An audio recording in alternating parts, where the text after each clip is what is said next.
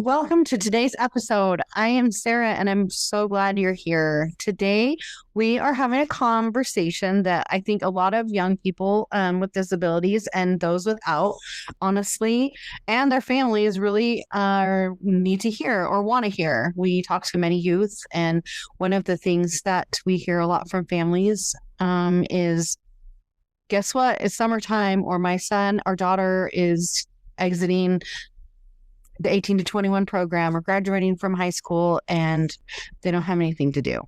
So we thought that by bringing you this podcast about getting involved in your community and finding out how to get connected to things in our lives that bring us joy would be a great topic to have on this podcast for June. So some of the things that we think about is when you're in school, activities are often built into your day through clubs and sports, school events. Some of our kids have transition programs and teachers helping us to connect to opportunities. But after graduation, things can feel pretty different. Suddenly, it's up to you to find activities, build friendships, create routines, and figure out where you belong. So this is what I mean when I say we're talking about our community. So about how you find your people, your activities, and your place in the world once the structure of high school is behind you. It can feel like stepping off a cliff. That's how I felt. Felt like I was just entering this world of, I don't know what's going to happen next. And it was like a cliff. And we hear that from our families a lot too. It's like we just enter this world and it's like we're stepping off a cliff and hope we find our way when the schools and everyone else stop arranging everything for you. So, but there is a way forward. And today we've got three guests with us. Actually, they're not guests. They're our staff that know firsthand what that's like to embark on their journey of life. I'm joined today by Ash, Jessie, and Katelynn, and we're going to talk to you all about young adults with and without disabilities, how they can get involved in their communities, especially in the rural areas where opportunities might not always be at the ready or seem so obvious. So, Ash, Jessie, and Katelynn, thanks for joining us. I'm happy to be here. Thanks. Katelynn? Thanks for having me. Welcome, Jessie and Levi. Yes, I'm super excited to be here. Awesome. You may hear some background noise of some young little children, but that's what we are. We're Idaho's Parent Training and Information Center and Family to Family Health Information Center. So we do our jobs with our children sometimes. I'm going to ask you all to take a second to introduce yourselves. Tell us a little bit about who you are, where you're from in Idaho right now, and what your life looks like now. So Ash, do you want to start? Sure. I'd love to start. My name is Ash, and I grew up in the Middleton, Idaho area, about 45 minutes from Boise, and I'm currently living in Boise, but moving back to Canyon County here soon, hopefully. And I graduated from Milton High School and just graduated Boise State with my degree in secondary ed history and theater and student taught out in Palmer School District. So my whole life has basically just been encapsulated in the rural area. And I've been out of high school now 5 years this last May, and currently working at IPUL doing the social media and the youth activities coordination, along with volunteering for a service youth organization here in the area. So that's me. Awesome. Well, we're very happy to have you. So we're so excited to learn all that you are going to bring to us. Jessie, are you ready to go? Do you want to share about you? Yeah. How to move the toddler. Yeah, I'm Jessie. I now live in North Idaho, at the Athol area, but I grew up in Southern California. I was homeschooled all the way through. I only went to preschool until I hit college at 16. Transition was different for me because my most prominent disabilities came after high school and late stages of high school when I decided to be very stupid on horseback. So, yeah, it was different. I went from having a 30-year career plan, including all my college, to having to change courses. But yeah, it was different trying to figure out what that looked like and how it all fit in. Awesome. Well, thanks for sharing. I think all of us throughout our early journeys and our trajectories changed quite a bit. I know mine did. All right, Miss Katelynn, what about you? Who are you? I'm Katelynn Barrow. I'm a mom to a little boy. You might hear him throughout this. He's by me playing. And I got my degree in secondary art education to teach art to kids K through 12. And that is my love, is art and kids and helping people of all abilities reach their potential. Yeah. That's awesome. Did you say where you were from? Sorry. Oh, no, sorry. I'm in Southeast Idaho, either Rexburg, Idaho Falls area. Great. That's awesome. So I love that we have some that we're all in all parts of the state. And that's really helpful for our families to know that we are coming at you with perspectives from different age ranges and from different parts of the state, because we all know that Idaho is vastly different no matter where you are, sometimes vastly different in what part of the city you are from. So let's talk about transition from high school to the real world. When you're in high school, there is so much built-in structure. Some of us have IEPs, some of us have transition plans, some of us are involved in organized activities like Special Olympics or unified sports clubs. We are involved in athletic teams, theater, volunteer programs, people whose literal job it is to help you be involved in your world. And then you graduate or you exit a program like the 18 to 21 program, and things, unless we're really connected, it feels like they just evaporate. So can you talk about what that felt like for you? I know, Jessie, your experience is going to be a little bit different, but can you guys talk to me or talk to us about what it was like after you finished high school and were ready to move on to making your own plans and life activities, if you will? Ash, we'll start with you. Sure. So, like I said, I graduated Middleton K-12 and was on 7th grade with an IEP or 504 or both throughout most of my education in public school. Initially, I was on a 504 plan for speech development and was seeing a speech pathologist all the way through like 7th grade, and then graduated from that. And then I was receiving supports for a couple of my disabilities. We didn't find out until sophomore year of high school that my chronic migraines were developing to be worse, and that developed into epilepsy for me and gives me like some really weird seizure activity that we haven't really been fully able to like figure out, other than the fact that just my brain sometimes decides it needs to shut down for a little bit. So with that kind of led to a change in my plans for college, because I realized I wasn't really ready to leave the state yet. So I spent my first year over in Lewiston at LCSC, and then was able to transition from that over to an out-of-state school.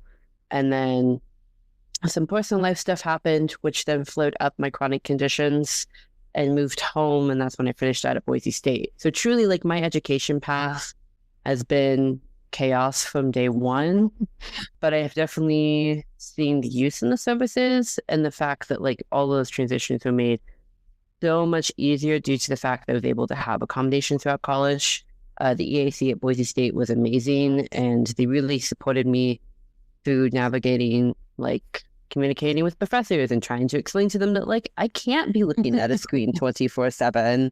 Does not feel good for my brain, and I need accommodations to do paper pen or something along those matters, or I need occasional excused absences because I'm, like, too brain dead to go to class. So I definitely feel like there are educational options for everyone, as long as you just know what you want and what you're looking for. And I think by being able to go off to college, I was able to join a sorority on campus. My sorority was great, and I was able to build friends that way. I was in band. I was able to do theater. I was able to do basically everything because I was able to find a group of people who are willing to accommodate me and my needs, which was awesome. Yeah, that is really awesome. I love that you're involved and able to stay involved. And I think that you mentioned the EAC, and that's the Educational Access Center. And so sometimes those programs also have access to be able to get you connected to things too, not only to your accommodations in school, but the ability to kind of pave a pathway for all those other opportunities. 100%. Like I got access to GeoTeach, which then gave me access to have accommodations for my practice exam as an educator, which is not an easy exam, as Katelynn can probably attest to. And I had to take not one, but two of those exams. And so I needed those accommodations because I had to take the exam online. And I was also given access to extra special club events through that, and just extra support systems and advisors who really knew like what it meant to be working with someone with disability. That's awesome. Well, thank you for sharing your journey. Jessie, how about you? I love that you have that unique perspective of being homeschooled, but you did have to grow up and turn 18 and go to college and join activities. I mean, you may have been involved in a lot of things. I mean, you live on a farm and raise animals and things. So tell me about your journey getting connected in your world. Oh, yeah. I had an interesting homeschooling experience because while I was homeschooled, I was actually part of a school. And my mom was on the board of that school. It's like we had a graduation ceremony. We had a yearly one. So everyone crossed the stage every year, every grade. And then we had field trips. We had a yearbook. We had everything. But we really leaned into we do school together. So different moms would teach different topics. So I was always like in school, but like since it was our friends and family, they would just accommodate me as we would go. So I didn't realize what accommodations I would need once I hit like college. My mom says I always had to be moving during school. She would walk away and she'd find me in the middle of the kitchen table, on top of the kitchen table, singing loudly. But I was doing my math correctly, so she just left me there. So I'm sure if I was in public school, I would have had to have an IEP from the start because I could not sit still. But as I got into college, I realized I needed actual formal accommodations. And learning how to do that was hard. Especially having to get documentation and see how that process went. But I've attended 3 or 4 community colleges and 2 universities. And I've worked with every access center, and they've all been absolutely fantastic. Learning how to navigate what accommodations look like, because I'm learning they're not the same as high school accommodations. They're very much different. But they've always been so open and willing to talk and help. But yeah, getting involved on campus is so important, learning who they are. Even when you have to show up and you know no one else.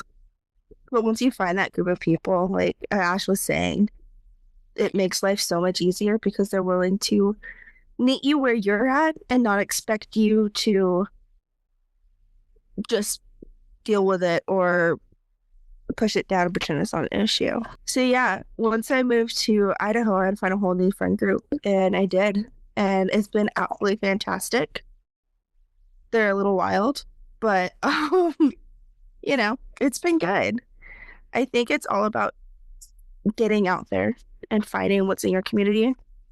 I know up here there's a whole lot of resources and ways to connect, like at the local libraries and on campus events, and just the general public. There's so many things. You just have to look for them, and it's hard. I think the first step is just getting out there. And yeah, find things you're passionate about and follow those. I like that. I like that you mentioned the library. I don't think we give our libraries enough credit. I grew up in Boise, and one of my most favorite places was the Boise Public Library. My sister and I lived just down the road from there, and we would spend our entire summers at the library. They were safe, and it was full of books. I love books, and it was the greatest place. But there's so many other things that libraries can provide. So I think we don't give our libraries enough credit. They're free, and they're full of events and activities and all sorts of things. Anyway, that was my little library plug. But Katelynn, how about you? what do you have to share? I guess my story was a little bit different. School wasn't something that I struggled with. I've always been a girl with a plan. And when it came to after high school, I jumped right into a CTE program for becoming a CNA. And then I had college lined out. In that part of my life, I felt good about. But what I didn't think about, what I didn't plan for were my social and emotional needs. I didn't even think about that. And I realized after high school got out, my friends kind of scattered to the four winds with their own, jobs and plans and lives. And some of them I don't think I ever saw after that. And others, their lives changed so significantly, we didn't connect in the same way. And that's something that I wish I had thought about or maybe known, is that your friends are going to change. And that can be a little scary, but it's okay. And they can still be your friends. Sometimes it's just different. And one of my best friends, we've been friends since 5th grade. And, she got married pretty soon after high school. And that was weird for me for a little bit. I was like, you're a married lady now. That's weird. I don't know how to talk to you, even though she's still my friend. And so it took me a while to find ways to fill those needs, because not every place I went or people I interacted with worked. My work environment wasn't really a place where I found friends. My CT program wasn't really a place I found friends. And part of that was me. I have always been kind of shy and quiet. And so part of me leaving high school was learning a few more communication and interpersonal skills, so that I could meet more people and talk to them. And so it took a few years, actually. I was partway through college before I really felt like, okay, I found my people. I found friends that I can go and hang out with, and I've got this. So it took a lot of trying and failing. I like that. So I guess I would say is don't give up. Give yourself room to grow and your friends room to grow. Everyone I know changes a lot after they leave high school. And so just keep trying. You'll find them. Especially if you're quiet or shy, just keep trying. Don't give up. That's so true. That is a fact. A lot of trying, a lot of failing, and a lot of trying again, right? Well, so we talked about all of the things that, you guys were already doing, the programs that you were enrolled in, your access to school support in college and post-secondary ed, through the educational access centers, through the programs that you were enrolled in.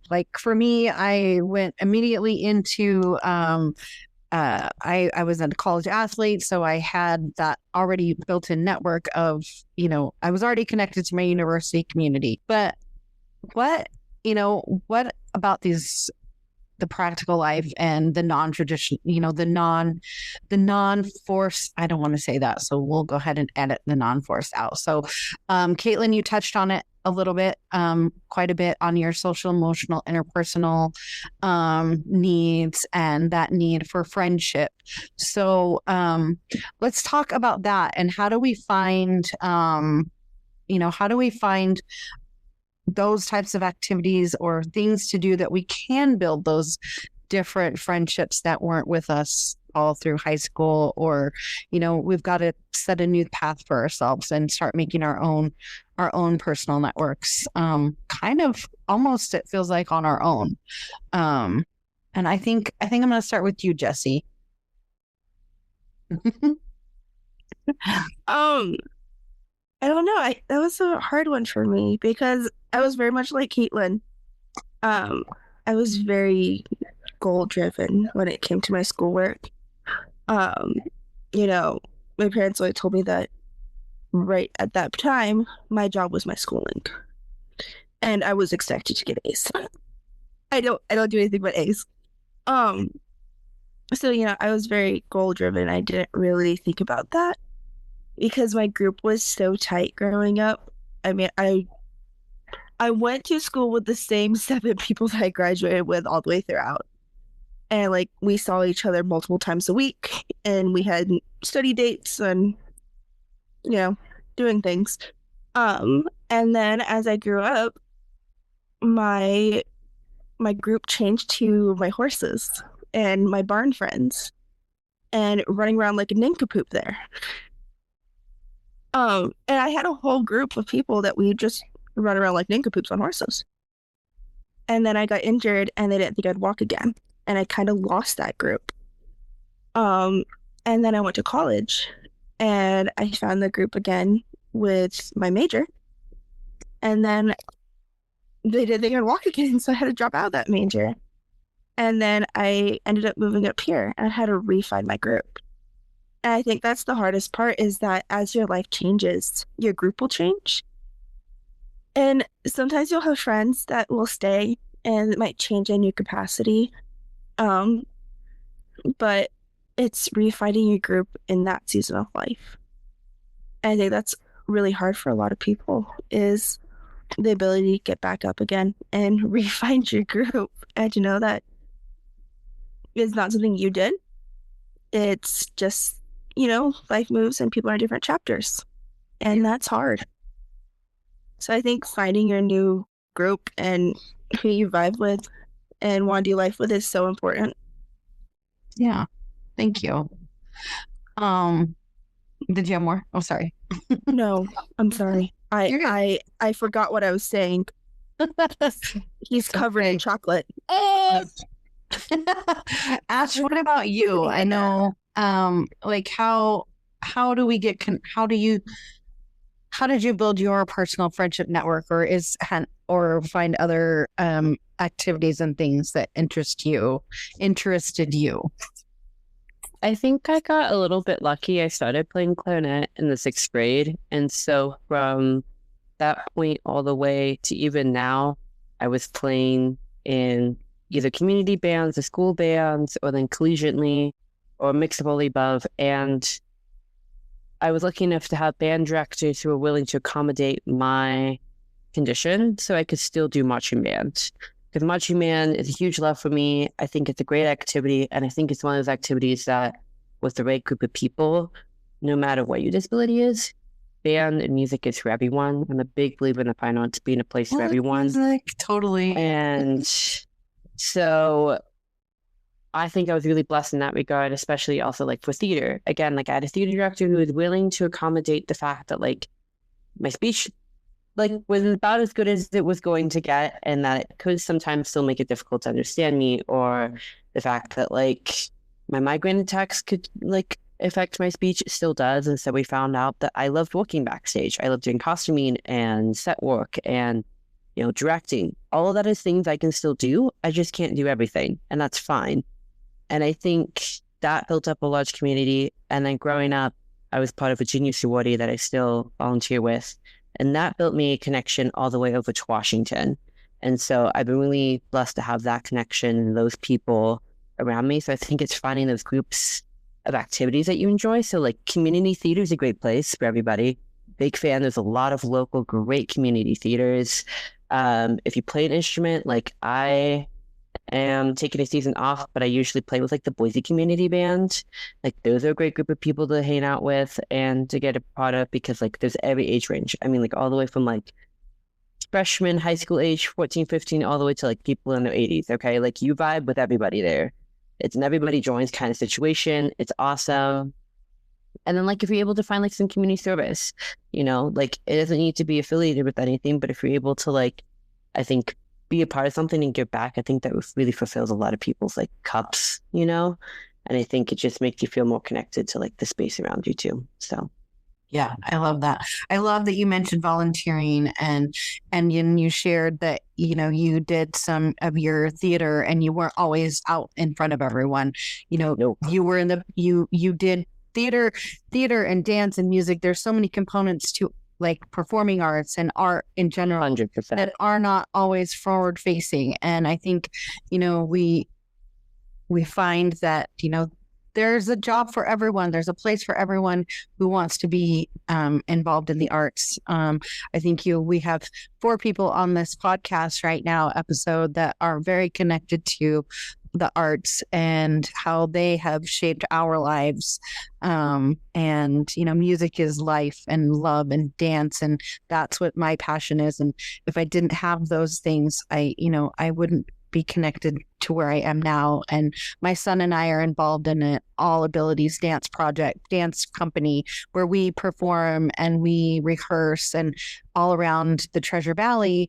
And without that being a part of me, that is true. My son Truman's community too, as well. Like he's connected in those ways to people, and he is had the ability to stay involved in his community. So, just finding those things that you guys have mentioned so far. And I really also wanted to talk about the volunteering. We don't know what we like or don't like. And we don't always have to be fully immersed in something, but maybe volunteering a little bit helps us meet new people, and it could lead us in a whole different direction of a whole different path. And so doing service, volunteering, all of those things. And to me, and then Katelynn, I'll ask you a question too. But like just getting outside of the house and walking in your neighborhood, and saying hi to your neighbors, or, just those are real simple ways to, something you had said, Ash, made me think of that. And Jessie, just being outside, and seeing your world, can also bring you a connection to your community. What was I going to say? Okay, Katelynn, I know I'm going to put you on the spot, and but your husband works for a Center for Independent Living, so that's sometimes we call those SILs. Can you tell us a little bit about what those are, and for someone who's never maybe heard of that, and how that can be a great community resource when someone is looking to get connected or find things to do? Absolutely. Sometimes I wish I had his job. I mean, not really, because IPUL's the best and I love it here, but he has an awesome job. So a Center for Independent Living, it's kind of there in the name. Their goal is to help you live independently if you have a disability. And the great thing about them is you do not need documentation to have them work with you. You just need to have a disability of any kind.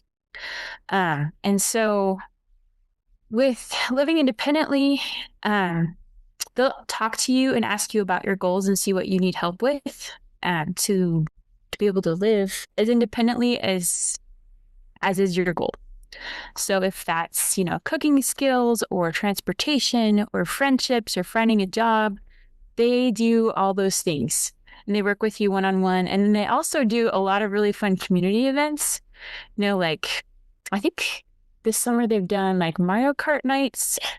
They're doing a summer camp right now, field trips, cooking classes, all kinds of fun stuff. So you can meet the people around you who have similar needs and interests. It's pretty fun. That's awesome. And just while we're on the topic of Centers for Independent Living, there's one in every, or we have 3 in our state, one up north, or DAC Northwest is our North Idaho Center for Independent Living, and they have a few locations in Moscow, Post Falls, and even in Eastern Washington, close to the border in Spokane. And then we have Life in, like Katelynn said, in the east, and then we have in the Treasure Valley, we have Link, and they have a location in Twin Falls and here in the Boise area. And everyone is connected to different things, and they have different activities and connections that are great for people with disabilities. Okay. So I think we are going to wrap up here pretty quick, but I did want to get to a few things that you guys mentioned. We talked a lot about building up our personal networks, and we can do that with our family and our friends and people we've grown up with, and our professors and the group leaders that we're in. But as we finish up, I wanted to touch on, you guys mentioned sometimes it's not easy. Sometimes it's hard. We fail and we get up and we try again and we try again. I think that we do that every single day for the rest of our lives, continuing to do the hard things, and see where that road takes us. And so tell me, what is one piece of advice? Well, it's going to be a 2-part question. So, first we're going to talk about, or you're going to tell me what was hard and what kept you going. And Katelynn, I'm going to ask you to talk about that first. And then I've got one last question for you before we wrap up. So that was, what was harder than what kept you going? What was really hard?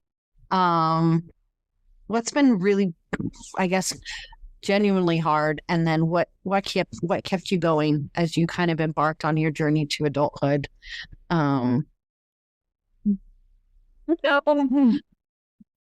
For me, my journey through adulthood coincided with COVID. I know we're so sick of that word. We don't even want to go. Okay, but it's real. It's a thing. Yeah. It happens. It was. And so it was an intensely lonely time.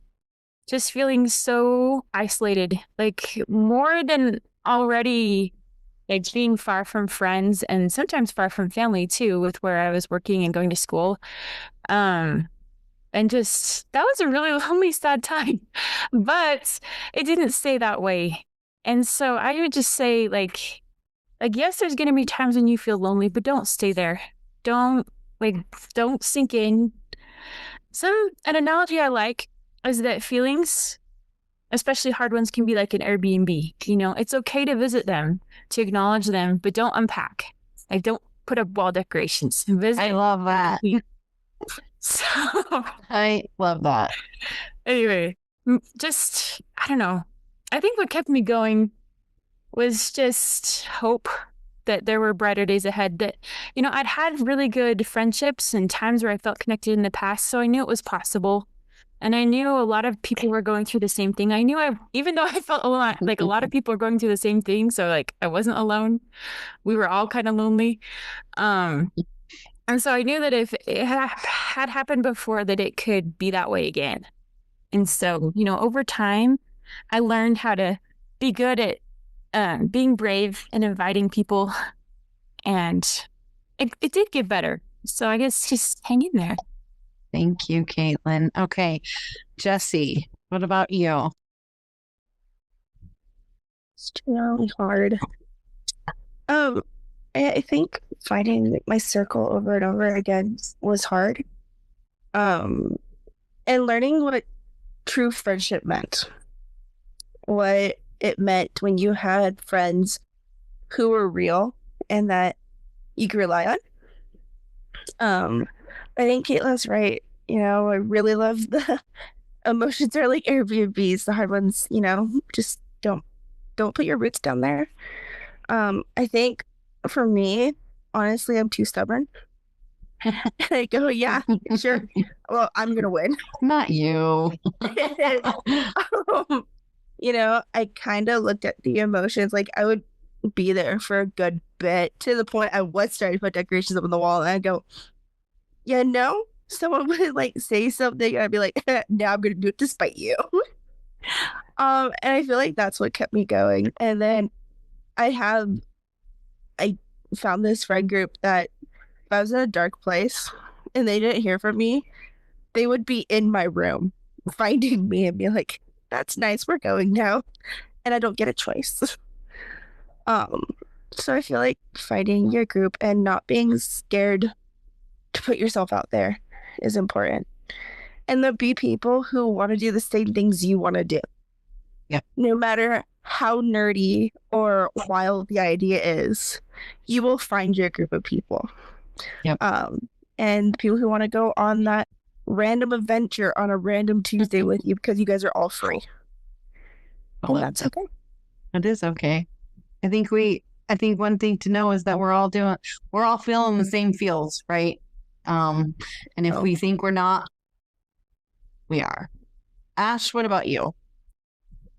Yeah, I think I piggyback off of both Jess and Katelynn a little bit because, I moved so much from, right after high school to age 20, 21.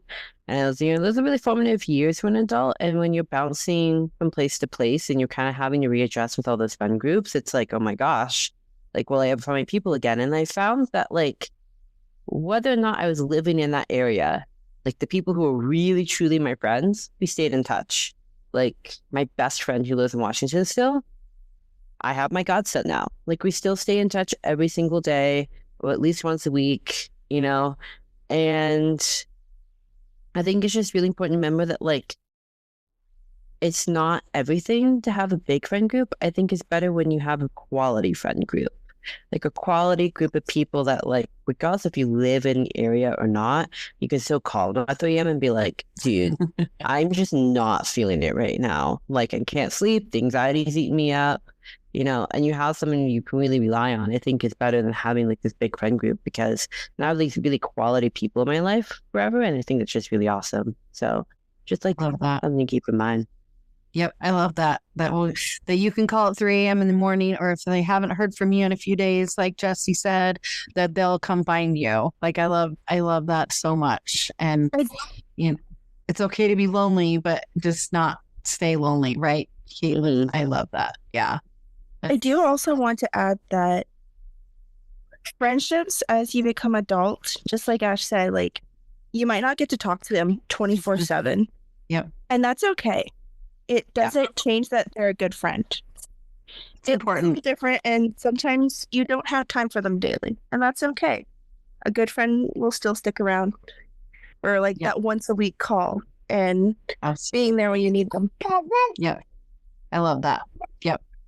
Okay, so my last question, and this will be quick and we can wrap it up, is that what is one thing someone can do this week to either get connected to their community or get prepared to embark on life when you're making all your own choices? I mean, you should be making your choices now already, but when it's time to take that next leap or next step, what's one thing someone can do to get connected? And I will go backwards and start with Jessie this time.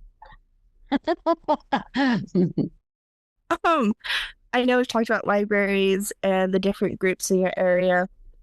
There's a whole lot of things, but one thing I don't think people think about or know about is that there's a lot of like game shops, like board game shops, and they have full-on events for you to just show up as, and they have games for you just to like try in store and sit down and play. And they're so nice. They have this one store down here has a full Pokemon tournament like once a week. They have D&D nights where you just walk in. They're like, yeah, come on, play with us. That's really cool. They have a whole bunch of events. So I would suggest going and talking to your local game store. And it's not just D&D or Pokemon. They have, oh, you like that board game? Okay, well, unwrap it. We can play it right now. Oh, I love that so much. That's really cool. I've spent hours at game stores. That is really cool. So, I didn't know that. Yeah. How fun. Mostly back room for you to go sit. Right? That's so cool. All right, Ash, your turn. Yeah, I mean, I was just about to mention what Jess talking about. I play the Pokemon TGC outside of work. That's like one of my other hobbies. I'm a big nerd and love D&D. And so like that's a great option. I think also if you're able to look on those like community boards, like on Facebook, or see if you can join like any volunteer groups. I think that's a really great way to make connections because then you get a great group of variety of people. We're just looking to hang out with other people who want to do good in the world. Book clubs are really cool if you like reading. So I think if you're just able to find your niche, I think it's a good way to go. Like if you have a hobby you like, try to find other people who like your hobby, basically. That's cool. And lastly, Katelynn, what's one thing someone can do this week?